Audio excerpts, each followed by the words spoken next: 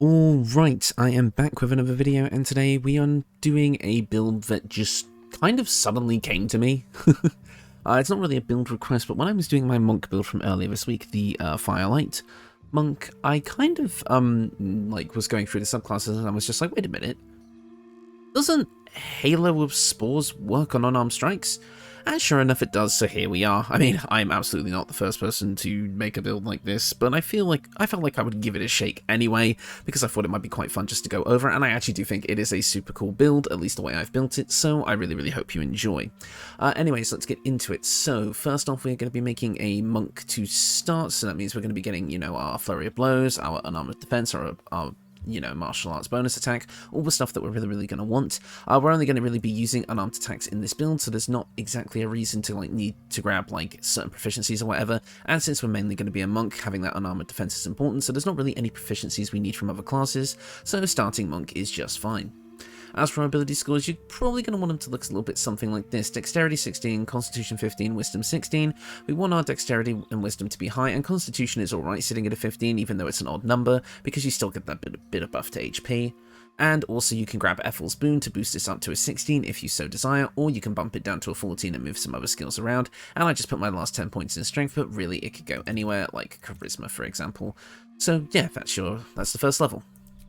Next up, we're going to be just quickly dipping into a multi-class just because I wanted to grab some things. Again, you could take these multi-class levels whenever you want, as with all of my builds, but I wanted to showcase them right at the start here since, I already talked about them. So we're going to obviously be grabbing Druid, which means we're going to be able to grab a couple of cantrips. I quite like Guidance and Thorn Whip. Thorn Whip to pull enemies closer, and Guidance to be able to give you a buff to your ability checks. And as for our spells, these really don't matter, so let's just grab some utility. Enhanced Sleep, Long Strider, Speak of Animals, and Goodberry are all pretty good options in my opinion. Although if you do have someone in your party that is using lightning or cold spells, Create or Destroy Water would also work quite nicely, but I'm just going to go with Goodberry. Then at Druid level 2, we're going to be able to pick our subclass, and you already know what we're going for. We are going to be going for Circle of Spores. I picked the wrong thing. This means we're going to be able to grab Symbiotic Entity, allowing our unarmed attacks to do an extra 1 to 6 necrotic damage, as long as we keep up the temporary hit points that this ability gives us. Now, you gain more temporary hit points per level of Druid, so we are going to want to be taking a substantial amount of levels in Druid to be able to upkeep it a bit more. And also, we're going to, thanks to the fact that it only takes a wild shape charge, we're going to be able to do it multiple times, and this lasts until a long rest. So, especially in the early to mid game, you're going to keep this up pretty easily. But as you get into the late game, it might get a bit trickier, but at least we can cast it over and over again. We're also going to get Halo of Spores, which means we get to use our reaction to do a little bit of extra necrotic damage, and this will get a bit stronger with Symbiotic Entity, so overall pretty good. And we're also going to be grabbing Bone Chill as a necrotic cantrip, a pretty good ranged option if we need it. We're also going to be able to prepare an extra spell, take whatever you like, it really doesn't matter. For some reason it's messed up all of my spells. Why are you like this game? Let's just grab that Create or Destroy Water so we have all of our utility. Now we'll go back to Monk just for a little bit, just so I can show off the rest of what we want to get from Monk, and then we'll come back to Druid, but again, these levels are all interchangeable. You may find you get a little bit more mileage out of going Druid if you don't care about your base unarmed damage, but if you want, and maybe getting that higher, Spores features would be better, but let's go back to Monk for now. So with this, we're going to be getting our unarmored movement, meaning we're going to be faster, and we're also going to get patient defense, dash and disengage as a bonus action, all pretty good standard Monk stuff. Next up at Monk level 3, we are going to be able to pick our subclass, and I feel like this one is pretty obvious. We're going to be going way at the open hand. It is, in my opinion, the strongest Monk subclass, and it's going to give us variants of our Flurry of Blows, allowing us to knock enemies prone, stagger them, or push them away. And apparently, until patch 4, which released earlier today, as at the time of this recording, I didn't realize push would not trigger falling damage if you pushed an enemy off a cliff, which is really weird, but they fixed that now. So yes, this is now buffed in a way, or fixed. You know how it is. Next up at Monk level 4, we're going to be grabbing our first feat, as well as Slow Fall, allowing us to have resistance to falling damage. And for our feat, I'm going to recommend we just bump up that Dexterity with our piece of armor that we're using here, which is going to also bump this up by 2. At total level, whatever you get to this point as, you will have a minimum of level 4, you will have max Dexterity, which is good. Monk level 5 is going to give us extra attack, which is super awesome, which means we get to attack twice with our action, and also we gain the stunning strike, which again I personally don't use because I don't think it's very good, but it's there if you want it. And finally, at Monk level 6, we are going to be getting what we're mainly here for, and that is the subclass feature, Manifestation of Body. Your hands sap the ki from your enemy's bodies. Your unarmed attacks deal an additional 4 to 7 necrotic damage, which is awesome. We absolutely want this. It's going to stack. We're going to stack on that necrotic damage and do tons of damage. Take a drink every time I say damage. You won't feel good afterwards. Unless it's a drink of water, in which case you'll be very hydrated. We're also going to get Wholeness of Body, allowing us to regain half our key points and enter a temporary state of wholeness, where you regain key points and have an extra bonus action. So pretty good. That means we're going to be able to do a lot of damage in a burst round for 3 turns. So definitely something we want to grab. Also, our unarmed strikes overcome resistance and immunity to magic, to non-magical damage. Anyways, now with our level 6 levels of monk, I mean, you could go to level 9 here just to grab that extra buff to your unarmed strikes, but I think with the amount of necrotic damage we're going to be able to stack on top, I don't think it matters as much, and like I said, I want to get our symbiotic entity a lot stronger. So let's go back over to Druid now, meaning we're going to be able to get some extra spells like Blindness and Detect Thoughts. And we're also going to be able to pick up some extra spells here. And again, it's messed up my spell list. Why do you do this, game? Stop it. We can pick up an extra spell at this level, and I know I'm a bit of a broken record at this point, but enhanceability is just so good. It really is going to help you a lot with the dialogue stuff in this game as well as other checks, so it's absolutely worth picking up, especially since we're not really maintaining concentration on anything else at this point. But something like Hold Person, maybe even Flame Blade, if you wanted to kind of go that Ghost Flame Blade route, but honestly, I've already done that build, so we're going to ignore it for now. Now for Druid level 4, we are going to be grabbing an extra feat, and I think at this point we are going to want to bump up our Wisdom score, giving us a better chance with our spell saves and our open hand monk abilities, so absolutely want to pick this up.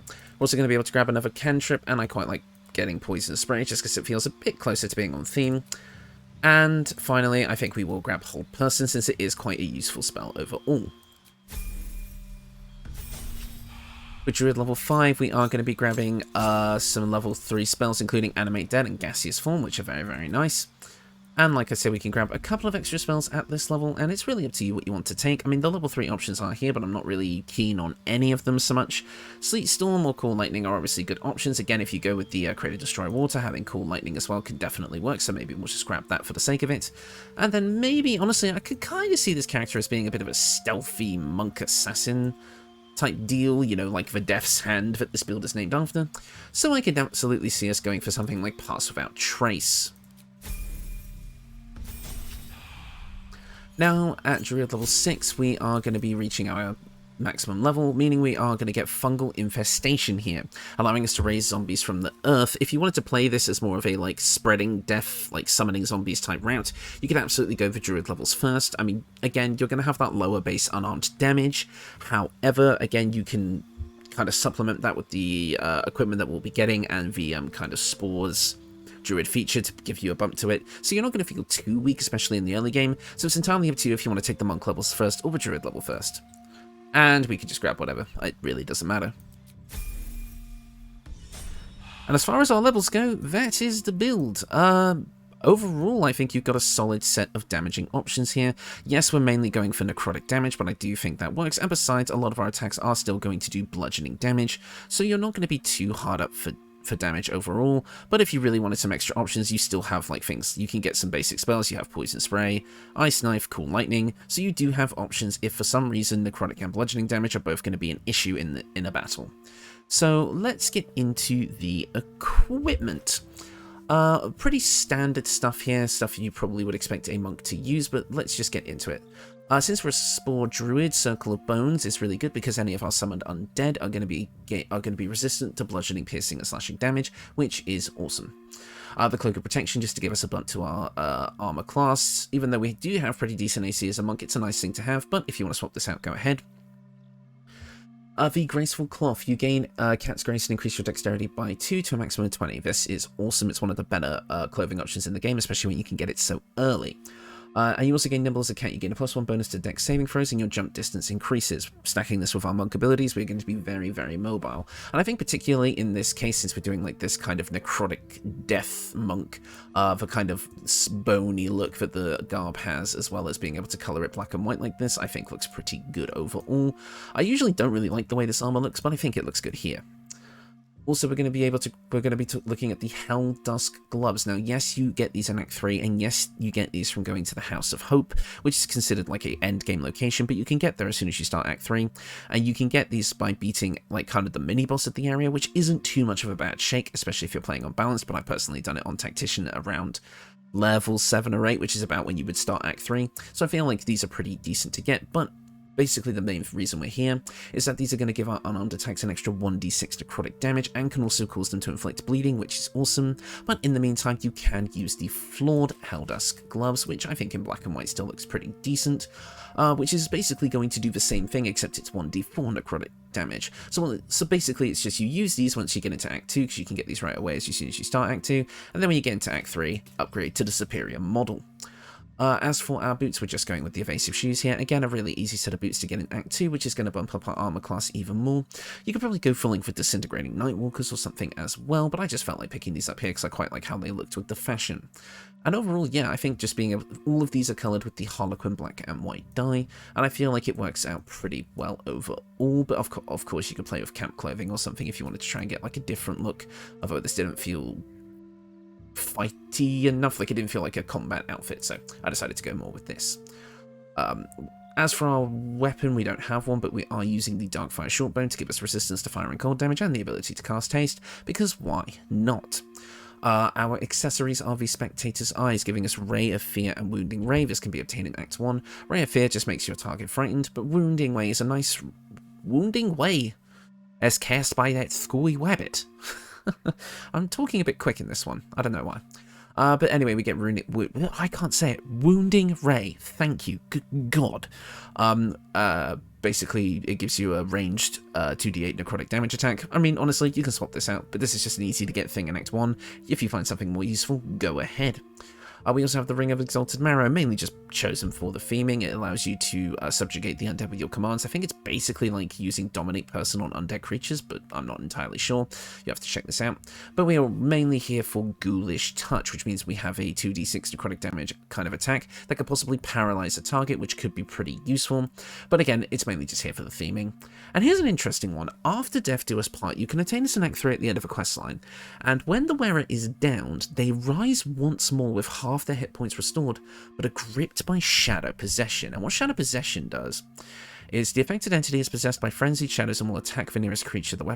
Its weapon attacks deal additional necrotic damage, not unarmed, unfortunately. But I think it's interesting for kind of like a Master of Death, as this build would probably be. That they would be able to rise from death, but then also become kind of frenzied. I think it actually is really cool as kind of like an extra thing. Again, use whatever you want if you don't really fancy this, especially since you get it a bit later in the game. But, you know, I wanted to include it here because I thought it was quite cool. So with a character like this, I feel like you're definitely going to be playing more of a stealthy kind of...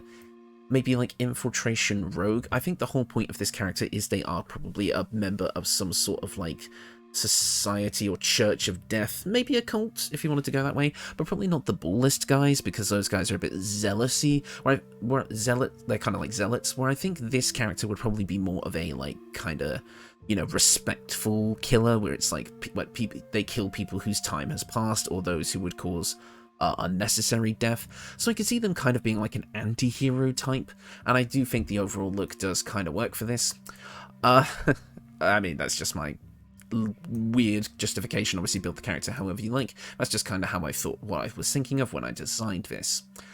So yeah, with all the equipment out of the way, I believe that's good. Oh, but if you wanted to go with something that looks interesting fashion-wise instead and don't care about the stat boost so much, the Veil of Mourning I think actually is a really cool looking little robe, but it's entirely up to you. I just thought I would point it out, as it does let you cast Turn Undead, which I thought was a bit unique. But again, you only get this in Act 3, so it's a bit overall, especially when you can get something so powerful in Act 1 technically. So yeah, I mean, I would just go with the Graceful Cloth. And I think that is the build. Sorry if I rushed this one a little bit. I wanted to kind of see if I could do a faster style of video, and I'm hoping it kind of worked out. I'm not sure if I'm really into this style yet, but hey-ho. This is also kind of a double upload for today. I already uploaded my quick look at patch 4, which for some reason is already at like 3,000 views, which is more than some of my videos from earlier this week got. I'm not salty. I totally didn't just record, edit, and upload that in like half an hour, and then suddenly it's getting a lot of attention. I don't know why. Anyways, yeah, so again, I wanted to try kind of like a quicker style of video here to see if it kind of, you know, works out. Let me know if you like it, but I kind of like the slower paced stuff a bit more. That's just more my style, and hopefully I haven't just mumbled my way through this whole video and my speech has actually been clear, but who knows. But yeah, I quite like this build overall. I think it's going to be a really, really efficient damage dealer. You are going to be getting a ton of damage off of your martial arts attacks while you have all of your buffs up. Overall, I think you're going to be getting, if I actually could pull this up here, let's cast Symbiotic Entity. The combat footage is probably playing, so just listen to what I'm saying, I guess, and we'll activate the passive. Yeah, so your unarmed attacks with everything activated are going to do 1d6 plus 5 damage, plus an extra 2d6 necrotic damage with an extra 1d4 plus 4 necrotic damage on top, for a highest possible damage roll of 31 and a lowest of 13, which is pretty good. I mean, you could probably finagle these stats a little bit and grab the Tavern Brawler feat somewhere if you wanted to kind of go for a strength-based unarmed strike build, which will probably be more powerful, but then you'd be sacrificing your wisdom, which is going to sacrifice your AC, and blah, blah, blah, blah, blah, blah. So I kind of just wanted to go for a Dex Monk here. I can't believe they didn't nerf Tavern Brawler at all in freaking patch 4.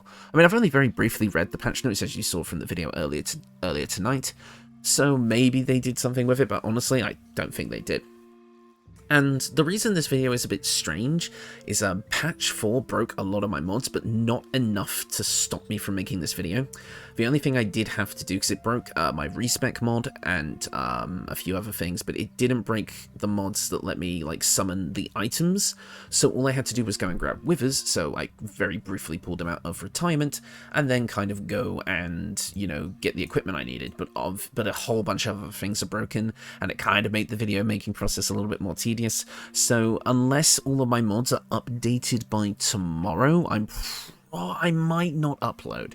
Just because I feel like I kind of want to be able to just do my videos the normal way, and it would also give me a little bit of time to do some other stuff that I've been working on.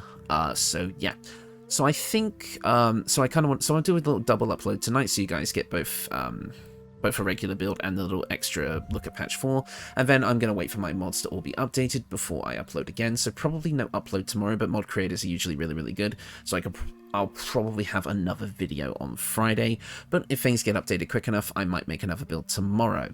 But yeah, I think that's going to do it for me. I will see you all next time.